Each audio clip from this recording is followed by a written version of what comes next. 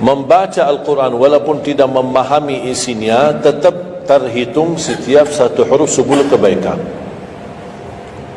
Berarti anda tidak sia-sia membaca Al-Quran walaupun tidak faham. Ada orang membaca tapi berbata-bata, dia merasa salah bacaannya, keliru. Dia sudah berusaha belajar tapi itu kemampuannya. Didatangi syaitan, dibisikin, salah mulu bacaan kamu, tak benar bacaan kamu, wakaf tidak benar, panjang pendeknya tak benar, apalagi hukum tajwid tak benar. Bisa keliru, bisa dosa. Astagfirullah, dosa ya. Udah, terima kasih syaitan. Malah dia terima kasih lagi sama syaitan. Dibisikin, didengarin, diterima, langsung dia rubah, tidak baca. Alasannya takut dosa.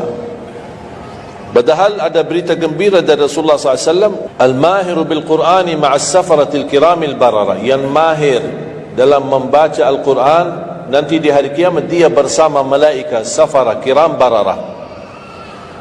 Terus ya Rasulullah, gimana keadaan yang berbata-bata itu, gimana? Walladhi yatata'ta'u fi wa huwa alaihi syaq lahu ajran. Barang siapa yang membaca tapi masih berbata-bata dalam bacaannya, bukan dosa, justru 2 pahala. 1 karena dia mau baca Al-Quran, kedua karena ada berbata-bata, kesulitan dalam membaca. Allah menghargai kesulitan, Allah berikan pahala. Berarti tidak ada rugi sama Al-Quran.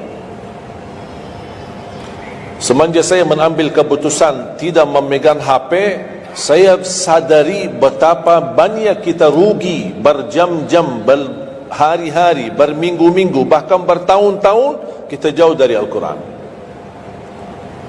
Aku heran ketika mendengar ada orang yang bisa lewat 1 bulan tapi tidak khatam Al-Quran. 1 bulan, 30 hari, berarti minimal setiap hari 1 juz, dikali 30 hari 30 juz. Ada orang 1 tahun dah khatam-khatam. Syukur kalau khatam di bulan suci Ramadan 1 kali, habis Ramadan dia tutup Al-Quran. Mohon maaf, ketemu lagi di tahun depan pas Ramadan lagi. Ini keadaan kita. Makanya orang berkata, negeri kita bermasalah terus, negeri kita politiknya begini, negeri kita selalu ada ini. Perbuatan tangan kita. Di mana kita jauh hubungan kita sama Allah, Allah hantarkan musibah sampai kita sadar memperbaiki hubungan kita sama Allah. Salatnya, Qur'annya, ibadahnya, itu kunci memudahkan dan mengatasi semua masalah.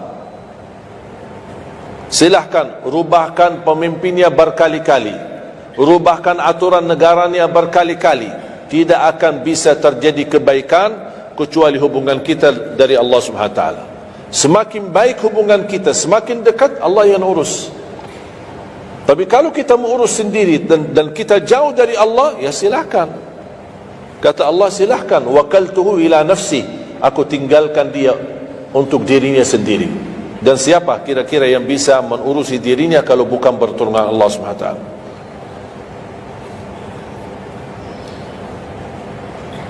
Jangankan bisa khatam Al-Quran dalam 30 hari, jangan 1 juz dalam 1 hari, 30 hari bisa dikhatam dalam waktu 10 jam. Saya pernah tes, menghitungkan waktu, bawa alarm, membaca dari subuh sampai zuhur. Tiba waktu zuhur, saya stop alarmnya, saya lanjut lagi habis zuhur, sampai asar, lanjut lagi habis asar, lanjut sampai maghrib. Berapa saya habis khatam 30 juz? Bagi orang yang lancar bacaannya, tidak berbata-bata, bacaannya lancar, hurufnya jelas, tajwidnya bagus, tidak terlalu cepat, standar, sebagaimana bacaan tadi salat isya, itu namanya standar, hadar, tapi disempurnakan tajwid, tidak boleh cepat dan tidak boleh terlalu lambat. 10 jam mampu khatam 30 juz. Saya punya teman sekolah di Madinah, dia berhasil khatam 30 juz dalam waktu 7 jam 49 menit. Makanya aku heran kalau ada orang berkata 1 bulan, ya Allah, mana bisa ya? Tahu enggak ya, apa yang membuat masalah kita, kenapa tidak bisa khatam Al-Quran? Karena suka lihat halaman belakang. Begitu buka, baru mulai Al-Baqarah, Alif Lam Mim Dzalikal, buka terus halamannya. Sambil baca kita buka 600 sekian, kapan habisnya? Hudan lil muttaqin, sadaqallahul azim. Sudah langsung sadaqah, karena sudah merasa berat.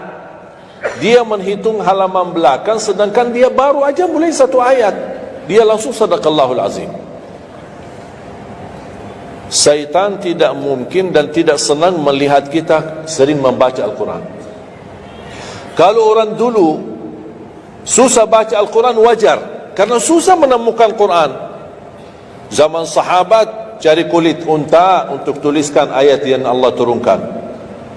Ada potongan ayat di Sayyidina Utsman, ada potongan ayat di Sayyidina Abu Bakar, ada potongan ayat di sana sini. Coba kumpulkan, susah. Makanya semuanya larinya kepada sahabat yang begitu datangnya wahyu, mereka langsung mendengar dari Rasul, langsung bisa hafal. Seperti Sayyidina Ubay bin Ka'ab radhiyallahu an, Zaid bin Thabit radhiyallahu an, Anas bin Malik radhiyallahu an, Uthman bin Affan. Jadi mereka datangin para penghafal Quran. Dah ada mushaf, dah ada Quran, dah ada HP, bisa download Al-Quran 30 juz. Gimana?